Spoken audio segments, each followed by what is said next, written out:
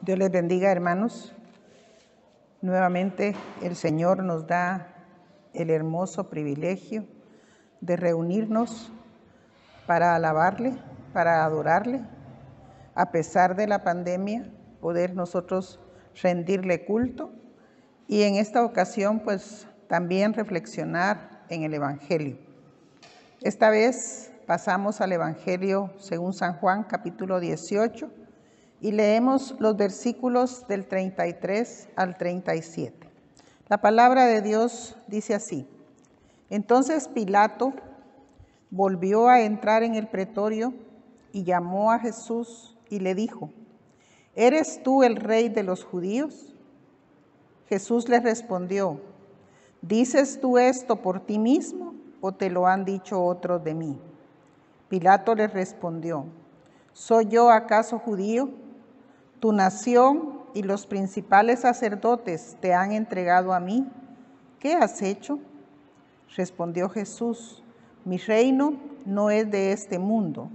Si mi reino fuera de este mundo, mis servidores pelearían para que yo no fuera entregado a los judíos, pero mi reino no es de aquí. Le dijo entonces Pilato: Luego, ¿eres tú rey?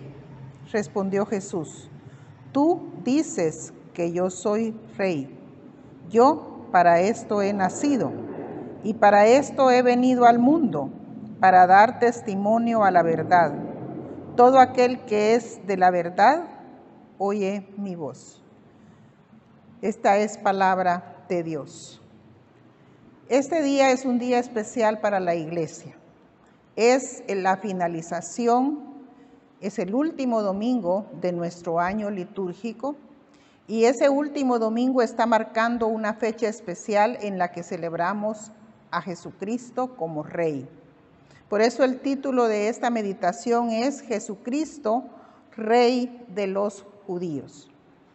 Cuando pensamos en Jesucristo como Rey, no podemos evitar imaginarlo en el pesebre, imaginarlo creciendo en la aldea de Nazaret, caminando por aquellas calles polvorientas donde el maestro caminó, valga la redundancia, con sus discípulos y afirmó: las zorras tienen guaridas, pero el Hijo del Hombre no tiene dónde recostar su cabeza.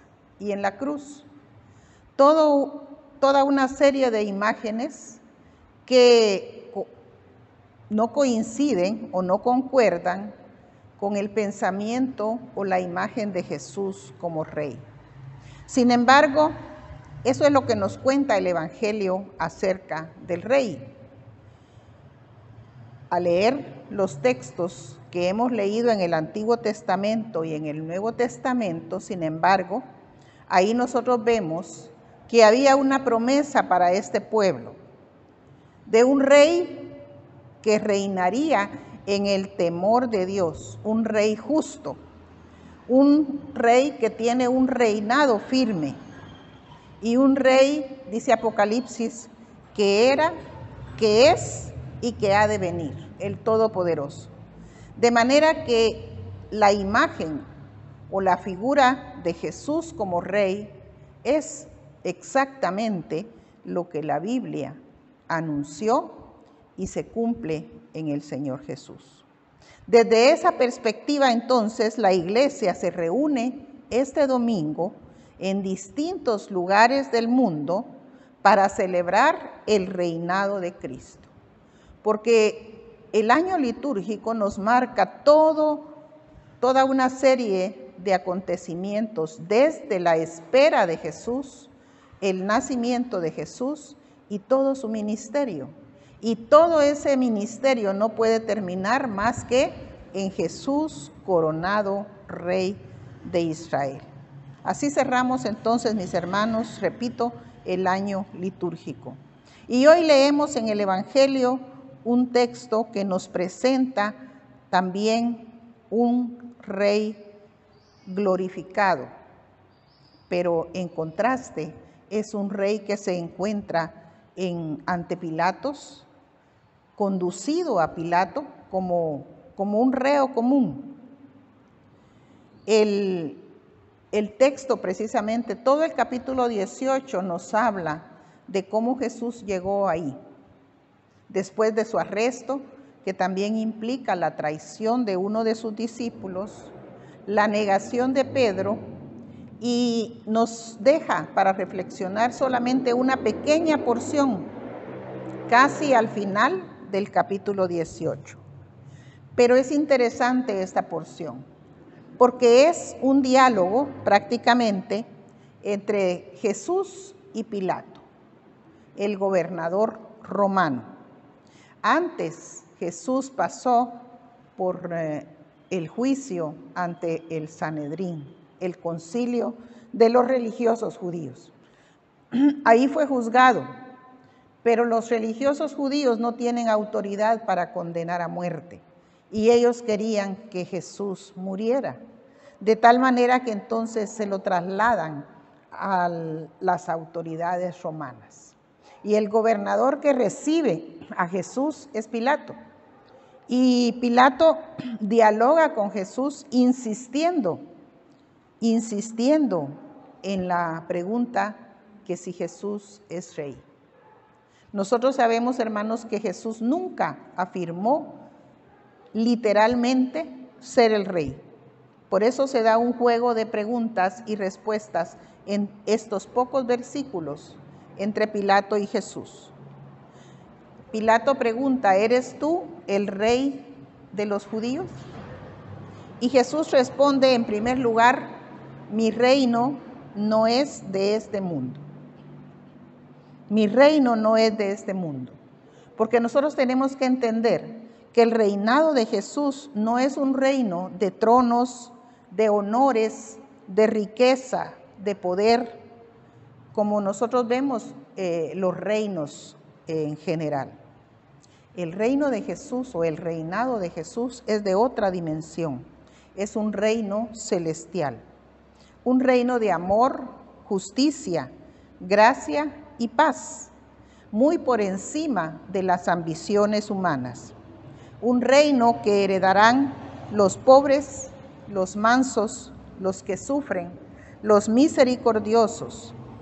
Y los teólogos dicen, es un reino que ya está entre nosotros, pero todavía no, porque va a manifestarse y va a consumarse cuando Él venga por segunda vez. Queriendo relacionar nosotros, o si quisiéramos relacionar a Jesús con los reyes de la Biblia, no con los reyes terrenales, sino con los reyes de la Biblia, nos lleva a la palabra al rey David, a pensar en el rey David, un rey escogido y engrandecido por Dios, cuyo reinado la palabra de Dios asegura que es eterno, pero es eterno no por él mismo. La misma palabra dice que el rey David murió y nosotros, dice la palabra, sabemos dónde están sus restos enterrados. Pero también los profetas anunciaron que de él saldría un retoño, que el rey que surge de su linaje es precisamente Jesús. Y ese es el rey que está al frente de ese reinado que yo les describí, que no es un reino de honores, de riqueza, sino un reino de justicia. En el diálogo con Pilato, Jesús dice, mi reino no es de este mundo, y llama la atención del gobernador romano que pregunta y repregunta, para afirmar que su investidura no es dada por los hombres. Ante Pilato y Herodes, sin vestiduras reales, que no usa espadas ni ejércitos, solo gracia y perdón. Aún en la cruz, perdón. Su reinado, mis hermanos, es eterno. Por eso ofrece al ladrón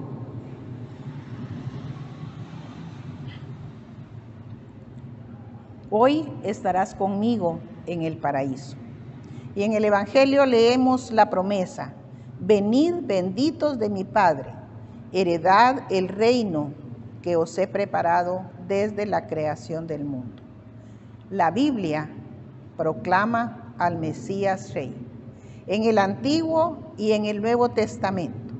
Y quiero concluir esta reflexión llamando a la Iglesia a reconocerlo como Rey soberano, con autoridad suprema sobre todas las naciones, sobre todos los gobiernos, sobre todos los poderes humanos, pero un Rey que también, mis hermanos, debe ser soberano de nuestra vida, porque ahí es donde está la situación actual de la Iglesia. La Iglesia decae, mis hermanos, porque no ha dado el verdadero poder y soberanía a Dios sobre sus vidas. Afirmamos que es nuestro Rey soberano, pero no queremos que Él gobierne nuestras decisiones, nuestras escogencias, nuestras preferencias, nuestro carácter. Y solamente la Iglesia va a ser triunfante y poderosa cuando dejemos que el Señor sea soberano, el Rey soberano en nuestra vida, y busquemos siempre, mis hermanos, adorarle y hacer su voluntad.